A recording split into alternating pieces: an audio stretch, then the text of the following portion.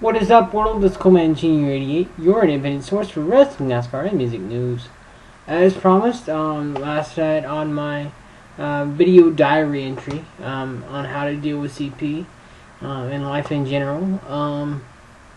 Basically, I told you guys what video I was going to bring you, and I was going to bring you this week's Monday Night Raw review. And I know I posted No Way Out really late. I wasn't on top of it, but tonight I'm on top of it. I know it's been about an hour or so after Raw has ended. In fact, ladies and gentlemen, it is 12:16 p.m. here on the West Coast, in California to be exact. So yeah, it's been over an hour now. Just got caught up in watching some of my list programs and listening to my iPod. So yeah, here we go, I guess. It started out really weird. Raw did anyway this week. The first thing we saw was AJ cutting a promo. We didn't know, at least I didn't see. I didn't see if she was cutting a promo to Kane, CM Punk, or Daniel Bryan, but she was talking to somebody or something. And then it cut to a commercial, right in the middle of a promo, by the way. And then after the commercial, two commercials in fact, it cut to the Raw opening at the beginning of the show. So that promo was cut. I don't know why. At first, I thought Raw was taped this week. But I don't know if it was or not. I don't know if that promo was or not. Anyway, yeah, but it was cut, and turns out that Jerry and both Michael Cole said that AJ was talking to a mirror. But when we actually saw the promo, I didn't see her talk to a mirror at all. The camera was on AJ. Her imaginary talk to somebody or something. So they put something together saying that AJ was talking to a mirror, and that's how that was explained off. The cut, anyway. So we move on to segment number 2, which was the first match of the night, I believe. Yeah, segment number 2, first match of the night. And then after the opening, we see Vicky Guerrero state that she's the interim GM for the night for both Raw and SmackDown this week. So we'll see her again on Friday night. So yeah, we move on to segment number 2. Segment number 2 was a 3-way match between, of course, Bryan versus Kane versus CM Punk. First one eliminated goes back to the back, and it becomes a one-on-one match between the remaining competitors. Kane was the one eliminated first, so it became a CM Punk versus Daniel Bryan match. Surprising. AJ stuck her nose in the match again. Her skipping around the ring just before Kane got eliminated. Distracted Kane, gave CM Punk the chance to give Kane the go to sleep or the GTS. Thus causing Kane to lose. So yeah, Daniel Bryan caught CM Punk, and just as CM Punk was coming up from the go to sleep to Kane, Daniel Bryan catches CM Punk in the back of the head. So congratulations to Daniel Bryan on that match. We move on to segment number 3. Show versus Brodus Clay. As we all remember, Brodus Clay was banned from Raw to avoid any collisions with the Big Show after last month's match, where Big Show runs down the ramp and doesn't even get the match started. He beats up Brodus Clay. And here again, with this match, the show, the result is the same. Big Show wins. But the story of the match does not end there. During the commercial, while Brodus Clay is being carried back to the back, Big Show reappears, gives Daniel Bryan the WMD, and I don't know. This is also Brodus Clay's first loss, I believe, as well. First major loss, or first loss at all. I'm not sure. I believe Ryback is the only one without a. I believe Ryback is the one with the only undefeated streak now. Of course, they won't put Ryback in any legitimate match, so that's why that undefeated streak is intact the way it is. So anyway, Show wins over Clay in segment number 3. Segment number 4, AJ is seen talking to Kane after the first segment loss to CM Punk. And Kane basically turns down AJ. He does not want to have anything to do with AJ. He says he's not good with relationships, so he does not want to have anything to do with AJ any longer. So AJ, as far as Kane's concerned, is done and over with. We move on to segment number 5.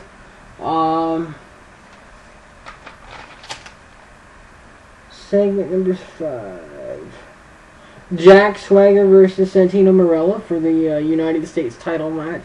For the United States title. Unannounced match. They say you have to go to .com to see how Jack Swagger got this rematch with Santino Marella for the United States title. Unfortunately for Jack Swagger, Santino Marella retains his title using the Cobra. So yeah. And then we move on to segment number 6. All throughout the night, at the beginning of the show and all throughout the night, it was said that on Twitter that John Cena had announced had to have a big announcement tonight. And as he was coming down to the ring, he does a Star Wars impression or Star Wars-esque promo on his thoughts and feelings on the cage match at No Way Out this past couple Sundays ago. And then during this Star Wars-esque promo, Chris Jericho has returned from his European tour with his rock band Fozzy. He will do a big concert over there in England in a couple weeks. So, yeah. Anyway, John Cena, to cut to the chase, John Cena's big announcement is that for the first time ever, he will be involved in the Money in the Bank pay-per-view ladder match for the WWE title. He says he hasn't been champion in over a year, which has been a good thing. But apparently he wants to be champion again, and the only way he says he could stop Big Show is to be WWE champion again. So he's entered himself into the WWE title match and the ladder match for the contract. Excuse me. And then Vicky Guerrero pops out, says, "No, you aren't just going to enter yourself into the match. You are Chris Jericho. The only way you get in is if I say so." And she basically goes on to say that,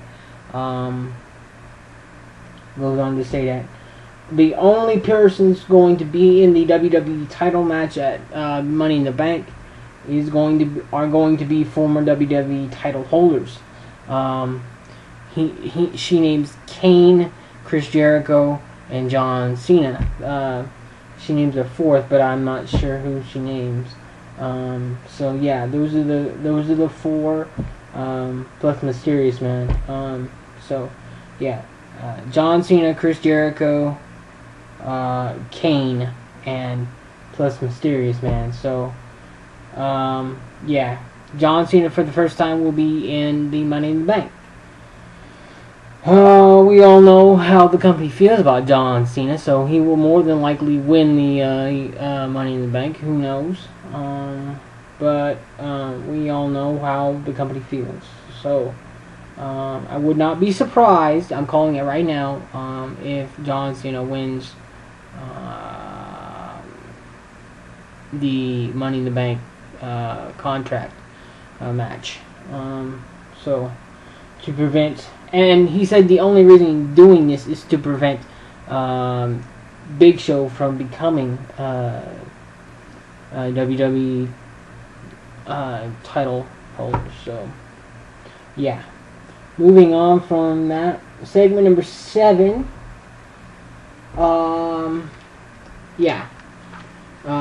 Only former WWE title holders will be in the Money in the Bank. I just said that. So we move on to segment number 8. Every week we've had a WWE former main eventer from the 1000 shows come on WWE. We've had Vader was the first week, and then we had Cyndi Lauper and Wendy Richter and Rowdy Piper show up the next week. And this week we have Psycho Sid, for the first time in 15 years. Heath Slater once again interrupts and talks about the Wendy Richter situation. And the mystery opponent is announced. Psycho Sid comes out and basically trounces Heath Slater. So yeah, Psycho Sid wins, and he looks beat up. Basically, he looked drunk to me. I mean, he was stiff. I mean, for being away 15 years, that's what to be expected. I mean, shoot. So we move on from that. We move on to segment number 9, number 1 contenders match. After that, we see the general manager's office. Vicky Guerrero and